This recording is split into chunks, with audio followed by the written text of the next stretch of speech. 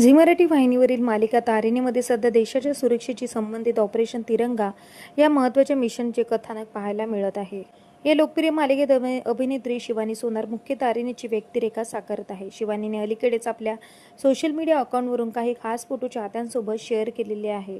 Share केलेल्या पहिल्या फोटोमध्ये शिवानी भारत-पाकिस्तान सीमेवरील वाघा बॉर्डरच्या मैदानात राष्ट्रध्वजाला आदराने सल्यूट करताना दिसत आहे.